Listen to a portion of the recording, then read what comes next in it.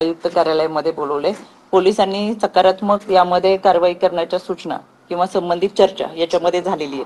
त्याच्यामुळे वाचून कोणाला वाचवायचंय आणि मग कोणाला सोडायचंय हा विषय याच्यामध्ये अजिबात येत नाही. जे दोषी आहेत, जे चुकीचे आहेत त्यांच्यावरती कायदेशीर कारवाई. तुम्ही असं म्हणालात की रुग्णालयानं स्वतःला वाचवण्याचा प्रयत्न केला, ते असं म्हणाले की रुग्णानं त्याला जी काय आजाराची माहिती होती ती रुग्णालय प्रशासनाला दिली नाही. तुम्ही असं म्हणालात की त्या रुग्णाची हिस्ट्री सगळी डॉक्टरांना माहिती होती, म्हणजे डॉक्टरांनी सुद्धा ही माहिती लपवली. मी तेच तुम्हाला परत परत सांगते. ही संस्थेवरती व्यक्ती पण आणि संस्था पण येते. ट्रीटमेंट व्यक्तीकडे चालू होती, त्या व्यक्तीच्या संस्थेच्या अंतर्गत व्यक्ती काम करते. त्याच्यामुळे ही तीच माहिती मी तुम्हाला दाखवते. मी खास तुमच्यासाठी ते घेऊन आले त्यांच्या नातेवाईकांकडून. आणि याच्यामध्ये एक सोपा असाच प्रश्न की गुन्हा दाखल होणार का रुग्णालयावर? नक्कीच गुन्हा दाखल होईल. याच्यामध्ये अजूनही 2 समितीचे अहवाल येतात, पण प्रथमदर्शनी जरी आपण हे पाहिलं, याच्यामध्ये जे काही अहवाल दिले त्या अहवालाच्या अनुषंगाने जर लवकर त्यांना रुग्णालयाकडून प्रतिसाद मिळाला असता, उपचार मिळाले असते, तर रुग्ण आज आपल्यामध्ये असतो. अजून 2 अहवाल आपल्याकडे येतात. आज संध्याकाळी आणि उद्या अहवाल येतील. 2 राज्य शासनाचे धर्मदाय आयुक्त आणि माता मृत्यू अन्वेषण समिती हे सुद्धा राज्य शासनाचेच अहवाल आहेत. या दोन्ही अहवालांमध्ये हे 3ही अहवाल हे राज्य शासनाचेच असणार आहेत. त्याच्यामुळे 2 अहवाल आल्यानंतर त्या पद्धतीने पोलिसांकडून पुढची कारवाई होईल.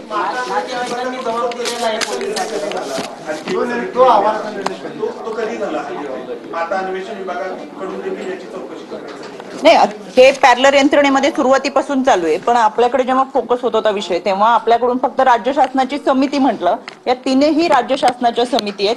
एक समिती आहे ती धर्मादाय आयुक्तांची, दुसरी आहे ती माता मृत्यू अन्वेषण समिती आहे, आणि तिसरी आहे ती डॉक्टर राधाकिशन पवार यांच्या अध्यक्षतेखाली 4 सदस्यीय समितींची. या 3ही समिती ह्या वेगवेगळ्या उभा, कारण याच्यामध्ये माता मृत्यू प्रकरण आहे आणि माता मृत्यू आणि धर्मादाय संस्थांशी संबंधित असल्यामुळे धर्मादाय संस्थांची एक समिती आहे. त्याच्यामुळे या 3ही विभागाच्या या समित्यांचा जो अहवाल आपल्याकडे येणार आहे, तर त्या अहवालानुसार ही कारवाई. या अहवालाची ठळक निष्कर्ष काय त्या अहवालात?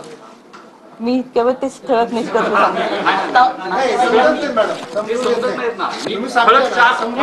स्पष्टपणे विषय सांगितलेले आहेत. त्याच्यामुळे आता अजून खूप स्पष्टपणे सांगते मी तेच विषय सांगते.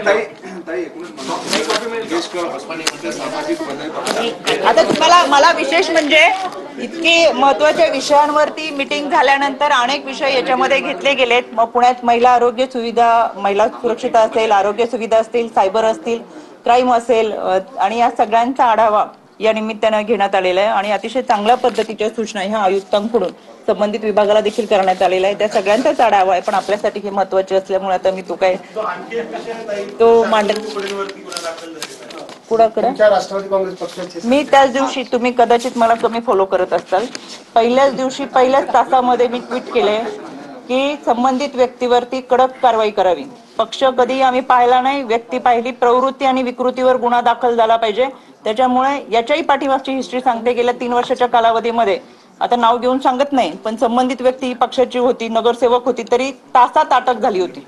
ही कारवाई सुद्धा राज्य महिला आयोगाच्या वतीने केली. त्याच्यामुळे आयोग काम करत असताना पक्ष बघत नाही, जात धर्म पाहत नाही, तर विकृती पाहते, आणि त्या विकृतीला शिक्षा झाली पाहिजे म्हणून पहिल्या दिवशी सूचना देऊन कारवाई करायला सांगितली. याच्यापेक्षाही दुसरी काही माहिती तुमच्याकडे असेल तर जरूर सांगा, आम्ही पुढची कारवाई करायला सांगू. मॅडम, भिसे कुटुंबियांचा जबाब नोंदवला गेला अलंकार पोलीस स्टेशनला, त्याच्यानंतर तो जबाब आपण ससूनच्या कमिटीकडे दिलेला आहे का?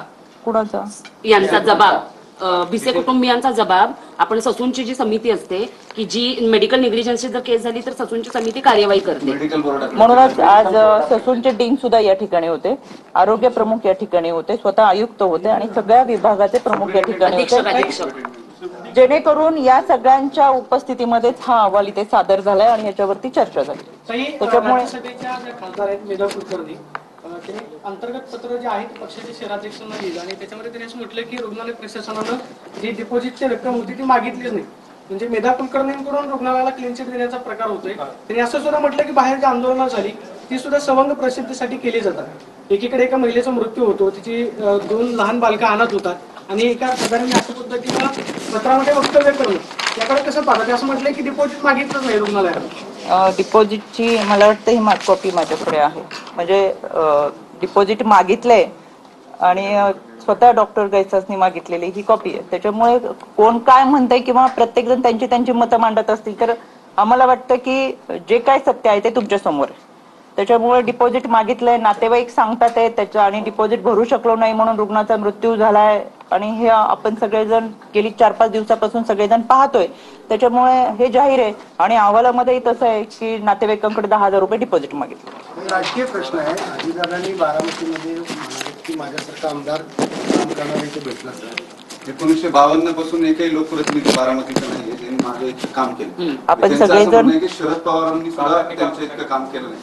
तुम्हाला तसंच वाटतं? आदरणीय दादा जे काही बोलले ते मागचा पुढचा काय कंटेंट आहे हे आपण सगळ्यांना माहिती आहे की त्या जाहीर सभेच्या निमित्तानं. आणि खरंच कामाचा आवाका जर आपण पाहिला, आपण सगळेजण प्रसार माध्यम म्हणून जेव्हा दादांचा दौरा पुणे शहरात असतो तेव्हा पहाटेपासून दादांबरोबर रात्रीपर्यंत फिरत असतं. आपली सुद्धा दमछाक होती. आणि केवळ पुणेच नाही तर संपूर्ण महाराष्ट्रामध्ये एकाच कामाचा झंझावात दादांच्या माध्यमातून ठेवलाय.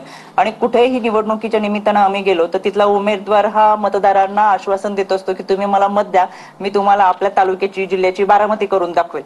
म्हणजे बारामती हे एक रोल मॉडेल म्हणून महाराष्ट्रामध्ये घेऊन जाण्याचा प्रत्येक उमेदवाराचा प्रयत्न असतो. एका तर दादांनी त्या ठिकाणी काम केलंय आणि जे काम आहे ते महाराष्ट्राला दिसतंय. विरोधक सुद्धा सांगतात की आम्हाला बारामती करायची. याचाच अर्थ तितकं काम दादांनी केले, त्या दादांनी मांडलं. याच्यात चुकीचं काय? पण ते शरद पवारांची बारामती डेव्हलप झाली. दादा असं कुठेही बोललेले नाहीयेत. दादांनी जे काम केलं, दादांनी जेव्हापासून राजकारण सुरू केलं तेव्हापासून त्यांनी जे कामं केली ती त्यांनी मांडणं, यात वावगं काय? 52 पासूनचे लोकप्रतिनिधी असं म्हटले, ज्यात शरद पवार येतात. पण दादांनी कुणाचं नाव घेतलेलं नाही. त्यांना जी भूमिका मांडायची ती त्यांची भाषाशैली तशी आहे, त्या ओघामध्ये त्यांनी ते मांडलेलं आहे.